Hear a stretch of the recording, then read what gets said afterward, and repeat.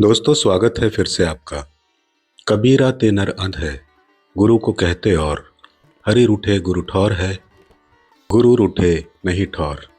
संत कबीर दास जी इस दोहे में गुरु की महत्ता को प्रथम स्थान देते हुए कहते हैं कि जो मनुष्य गुरु को केवल एक साधारण व्यक्ति मानकर उसकी महिमा को अनदेखा करते हैं, वे वास्तव में ज्ञान की दृष्टि से अंधे हैं।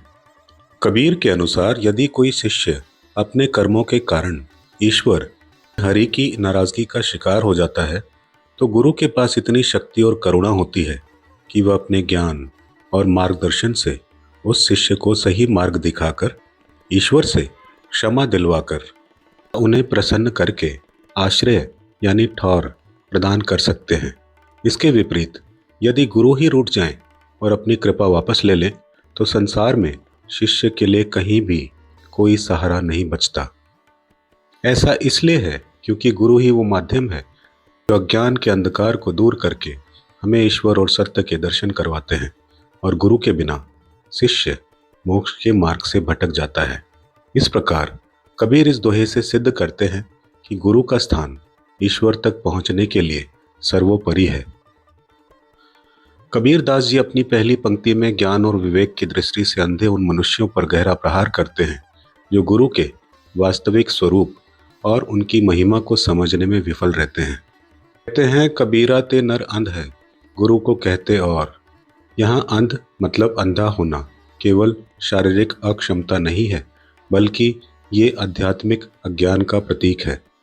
जिन मनुष्यों ने गुरु को केवल एक साधारण व्यक्ति और एक शिक्षक या एक मार्गदर्शक मात्र समझा, उन्होंने वास्तव में गुरु की अलौकिक शक्ति और उसके उपकार को नज़रअंदाज कर दिया। कबीर के दर्शन में गुरु वो सत्ता है जो शिष्य को संसार रूपी अज्ञान के अंधेरे से निकालकर ज्ञान रूपी प्रकाश तक लाते हैं। वे ही वह कड़ी हैं जो आत्मा को परमात्मा से जोड़ती है। जो व्यक्ति इस महान कड़ी को सामान्य मानता है, वो अपनी आध्यात्मिक यात्रा में हमेशा अंधेरे में भटकता रहता है। ऐसे व्यक्ति भौतिक संसार की चमक दमक देख सकते हैं, पर वे मोक्ष के मार्ग से अनभिज्ञ रह जाते हैं। दोहे की दूसरी पंक्ति गुरु के महत्व को ईश्वर से भी ऊंचा स्थापित करती है, जो इस दोहे का मूल सार है। हरि रूठे गुरु ठौर है, गुरु रूठे नहीं ठौर। कहते हैं कि यदि किसी शिष्य से परमात्मा या ईश्वर किसी पाप, कर्म या गलती के कारण अप्रसन्न हो जाएं, कृपा हटा लें, तो भी शिष्य के पास आश्रय यानी ठौर होता है। ये आश्रय है गुरु की दया और ज्ञान। गुरु अपने ज्ञान, तपस्या और प्रेम की शक्ति से शिष्य को ईश्वर को प्रसन्न करने का सही मार्ग, शुद्ध भक्ति का रहस्य या कर्मों को सुधारने का विधान समझाकर बचा सकते हैं। वे जानते हैं कि ईश्वर को कैसे मनाया जाए।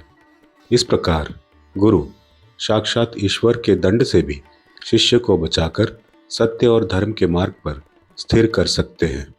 लेकिन इसके विपरीत यदि गुरु ही रूठ जाएं और अपनी कृपा दृष्टि तथा मार्गदर्शन हटा लें, तो शिष्य के लिए इस पूरे ब्रह्मांड में कहीं भी कोई ठिकाना या आश्रय नहीं बचता। गुरु के रूठने का अर्थ है ज्ञान के दीपक का बुझ जाना। गुरु के बिना शिष्य के पास वो चाबी ही नहीं बचती जिससे वो ईश्वर का द्वार खोल सके। जब गुरु ही मार्ग नहीं दिखाएंगे, तो शिष्य ईश्वर तक कैसे पहुंचेगा? इस स्थिति में शिष्य अज्ञान, मोह और भटकाव के अथाह सागर में खो जाता है, जहां न कोई दिशा है, न कोई किनारा है और ना ही कोई मुक्ति। ये दोहा स्पष्ट रूप से स्थापित करता है कि गुरु का स्थान सर्वोपरि है। न केवल ज्ञान के दाता हैं, बल्कि ईश्वर तक पहुंचने का एकमात्र सुनिश्चित सेतु हैं। इसलिए कबीर दास जी प्रत्येक शिष्य को ये उपदेश देते हैं कि गुरु का कभी भी अनादर या अपमान न करें, बल्कि उनके प्रति पूर्ण समर्पण, कृतज्ञता और विनय का भाव रखें। क्योंकि जीवन के परम लक्ष्य की प्राप्ति के लिए गुरु ही अंतिम और सबसे सुरक्षित आश्रय हैं। गुरु की महिमा को और भी लोगों से शेयर कीजिएगा, चैनल को सब्सक्राइब कीजिएगा। जल्द मिलते हैं अगले एपिसोड में। नमस्कार।